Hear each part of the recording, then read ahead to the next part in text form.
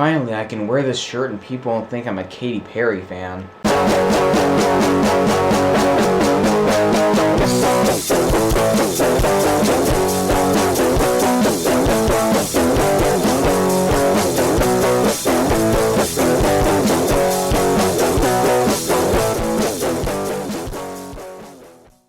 Hey everyone, welcome to another episode of Spin It Reviews, and today I'm going to be talking about the new albums from Beach House called Depression Cherry and Thank Your Lucky Stars. Beach House, the Baltimore-based indie pop duo, best known as one of the faces of the blogosphere-created subgenre known as dream pop, which, unlike a lot of labels like this in my opinion, actually is a good descriptor of their sound. Their music is very serene, relaxing, characterized by reverbed out guitar arpeggios, twinkling synths, simple drum machines, and of course the soothing, ethereal vocals of Victoria Legrand. But what separates them from a lot of their peers, in my opinion, is that they don't just wash everything out to mask lazy songwriting. There's enough in the way of strong melodies, instrumentation, and general songcraft to anchor it and keep it from just being chill background music. As shown on their great last couple albums, 2010's Teen Dream and 2012's Bloom, which both, in my opinion, incredibly managed to keep this sound going over the course of a whole album without getting boring or featuring really any throwaway tracks.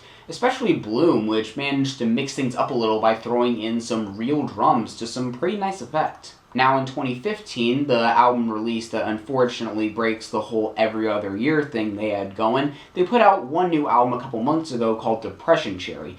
Now, chalk it up to a busy schedule, I suppose, but after a few weeks, I was just ready to just wait till the end of the year to check it out, see if it makes a year-end list or two. But then, out of nowhere, a few weeks later, they announced a surprise second new album of the year called Thank Your Lucky Stars, supposedly made in the same sessions. So I figured I'd use my usual lack of timeliness to my advantage and do sort of a comparison piece between the two albums, sort of like a video Venn diagram. First, talking about Depression Cherry, the main thing that separates this from basically anything Beach House has done to date is just how much more abrasive it is. The lead single Sparks is a good example, with the super distorted and almost chaotic guitar line, as well as the buzzing synths that I'll admit did take a while to grow on me, but also are kinda catchy in their own weird, semi-shoegazy way. Now, this song was a major departure for them, a pretty bold choice for the lead single,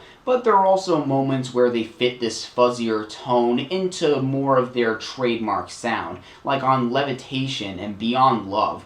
I just love that on this album, they don't make the entire mix revolve around reverb like usual, but rather they throw in a bunch of other textures to make it a much more sonically interesting record. Depression Cherry in general takes a lot more chances than you might expect, even if it's in more subtle ways at times, like on the opener Levitation, which has this cleverly unconventional structure where the instrumental stays consistent throughout, but no actual section repeats itself, definitely justifying the 6-minute length. But then there are the more upfront departures, like the closer here, Days of Candy, which throws in this choir in the intro and throughout that sounds absolutely gorgeous.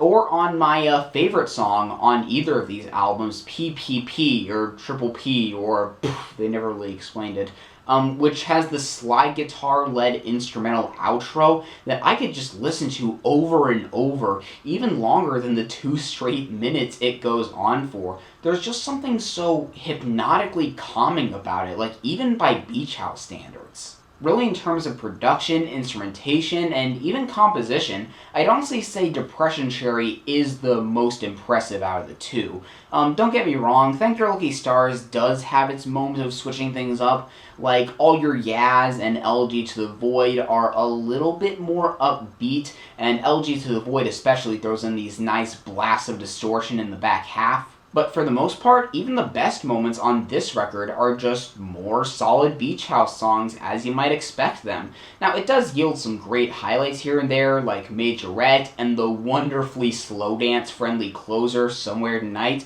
but it's hard to deny that by comparison, this album is definitely a lot more adhering to that usual Beach House shtick. at least on a musical level. Now, there is an area where I think Thank Your Lucky Stars actually shines more, so to speak, and it's not somewhere I was expecting really at all. The lyrics. Now, I've never really looked that much into the lyrics on a Beach House album. Generally, they're cryptic, vaguely emotional, and you can tell they're not really meant to be the main focus. That's kind of the case with Depression Cherry, though with the bleak tone of it and a couple of the pictures being painted in a couple of the songs, it almost leads me to believe that it's meant to be some love story set in the apocalypse or something. Now, again, they're pretty abstract, and for all I know, I could be completely off base. Thank Your Lucky Stars, on the other hand, is a lot more direct, confrontational even. We even get a bit of sociopolitical commentary on a couple tracks here, which I wasn't expecting. Like on my favorite track here, Common Girl.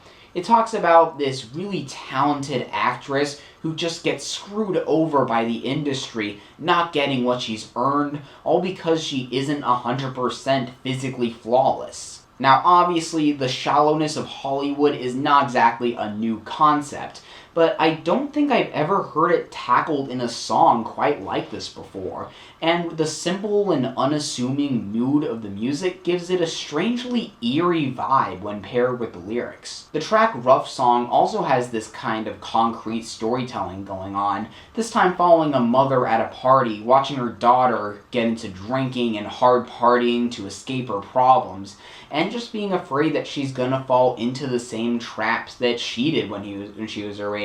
I actually kind of hope that there's more of a narrative in this album, and this is like the older version of the girl from Common Girl, because that would make the song hit even harder emotionally. So just to wrap this up, I'd say Depression Cherry is more musically daring and in return more rewarding, so I'm going to give that an 8.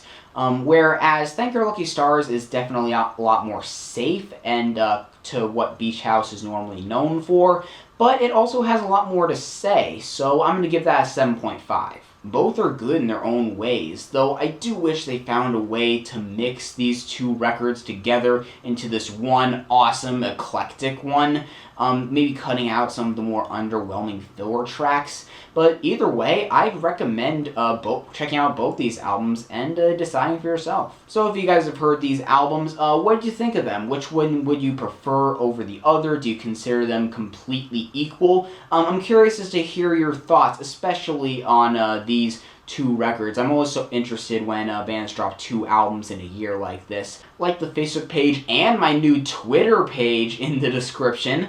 And hopefully I'll see you in the next episode of Spin It Reviews.